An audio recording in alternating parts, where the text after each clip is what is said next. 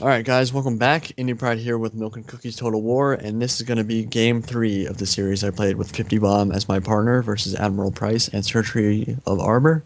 And the first thing I want to say about Surgery of Arbor's setup, I just want to go over his setup real quick. By the way, this is Chigoku River. This was the tiebreaker. Well, it's not a tiebreaker map, we just decided on it. We wanted to do Saga River at the start. Basically, I wanted to just really out-skirmish them. I wanted to pick a really skirmish-heavy map, and this map certainly falls under that category, but we decided that Chigoku River would be a fine map to put the tiebreaker on. But looking at Surgery of Arbor setup, in every game he's played in this series, he has brought 2 Matchlock Ashigaru, and they are 125 range, so they have the range upgrade. They are each level 5, which I think is good. Matchlock Ashigaru at 125 range, fantastic unit and really cost effective. The problem with it, and the reason that I always bring Mac Warrior Monks, at least, well, you can only bring one at this point because of CA's patch, but the reason if I bring 2 Matchlocks, I'm always going to have at least a Matchlock Warrior Monk. And the reason for that is that you can get the temporary 150 range, and that is absolutely huge, especially against Matchlock Ashigaru because they have they have low armor, which doesn't factor in quite as much with Matchlocks, but it does a little bit. But the fact is, when they're outranged by any other Matchlock unit, they're going to lose. They're just simply not... They're more cost effective, but they can't compete with like a Matchlock Warrior Monk with the increased range. So that's why I always bring one. If I have that 150 range, I can outrange my opponent, and that definitely factors into this battle. So let's press play right now. And yeah, you'll see a little bit later on how big of an impact that 150 range Matchlock Warrior Monk makes on this battle. So going over army setups, again, pretty standard for me. The 2 Matchlocks, 2 Yari Ashigaru, Nodachi Core with the Yari Samurai in the back. Actually, this game I put a Bulletproof instead. They don't have Hold Firm, but they do have more staying power than my Yari Samurai do because of that 10 armor and the fact that they have extremely high defense. So the first thing we wanted to do was push forward and take that shrine. I'm not sure if we end up getting that or not, but we really wanted to push our cav at the start of the battle and kind of push them back so we could maybe control some of the dojos. Of course, Surgery of Arbor and Admiral Price both brought a lot of cavalry, and again, they have the Great Guard. So in pretty much all of these matches so far, at the start of the battle, they've had the cav superiority, just by way of the fact that they have 229 attack Great Guard that changes everything in a cav fight. Surgery has the Naginata Warrior Monk Cavalry, a bunch of those, 16 attack. And actually, if we shift over to the right, 50 Bomb is already getting into melee with some of his cavalry. Took more losses than he would have liked that, and that for sure. I mean, I know that you don't want to lose half your general's bodyguard at the start of the battle, but his general's still alive, and he got a couple kills with his cav. 7 kills, 23, and 35. So he did some damage there. I think he wanted to take some of those Matchlocks off the field, but he didn't get to them, and instead he did some damage to the Nodachis. So yeah, those Nodachis are down to 75 men already, so that's pretty good. He actually forced the Bonsai out of Admiral Price as well. So pretty decent start. I'd say that was an okay trade. I mean, if he had lost his gen, that would have been the game right there, but he didn't. So some skirmishing from 50 Bomb, Matchlock Samurai. Great volley on that Naginata Warrior Monk Cav, wavering at 22 men. Did a lot of damage there. And I'm going to set up in the trees right here on this hill. And this is what I'm talking about. With my position right here, with the ranged advantage that I have, because they don't have any bows and I have the longer range Matchlock, I can kind of just sit here and force him to attack me. And I know that Surgery of Arbor likes to rush. He likes to attack. He's a pretty aggressive player. And so if I just bring my Matchlocks forward and kind of entice him into a fight, I'm going to be able to do a lot of damage to him. And my Matchlocks with that 150 range already at 20 kills. Got a good volley off on those Nodachis. So let's look at my left flank here. Admiral Price is setting up with his general and hit 2 Great Guard. And pretty soon here he is going to get aggressive with those. And there's a big micro mistake that happens, and I'll show you that as soon as it does. At the moment, I think he's just kind of trying to focus my attention over there. I am a little worried about those cav, but I do have the Bulletproof Samurai and all these cav right here. And so as you can see, I'm not going to be very aggressive with my cavalry at all. I'm going to keep them near my lines so that I can tie down enemy Great Guard and send in my spear units to reinforce. So Surtree is moving up a little bit. He's going to try to get into range with his matchlocks, but I've already gotten some good volleys off on him. They're both down about 30 men, and I'm just going to pull back into the woods so that he can't really get good shots off. I see my matchlocks, they've lost 8 men in that volley, like, it's nothing. The range I have with these guys is really helping me a lot, and it's at this point that Admiral Price is going to get aggressive with his Great Guard. So, I see those coming. My plan is going to be to send in my cav and pretend like I'm being aggressive, but really I'm trying to bait him in because I have that bulletproof samurai and all these cav units backing me up. I can afford to tie down this Great Guard in melee and reinforce with the bulletproof samurai and kill those Great Guard pretty easily.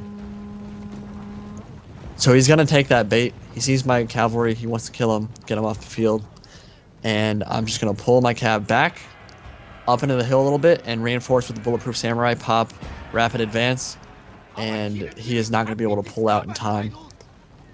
Send my Naginata attendants and bulletproof samurai in, and yes, he's locked in with the bulletproof samurai. He lost control of them, and at this point, as soon as he turns around, they're dead. As soon as he is committed to the fight, they're not going to be able to get away.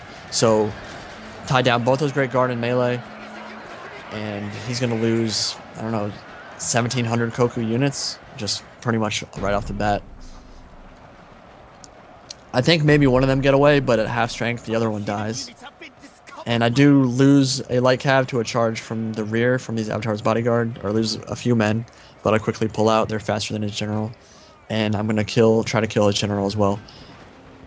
So Surtree of Arbor now is going to commit to a full frontal melee attack.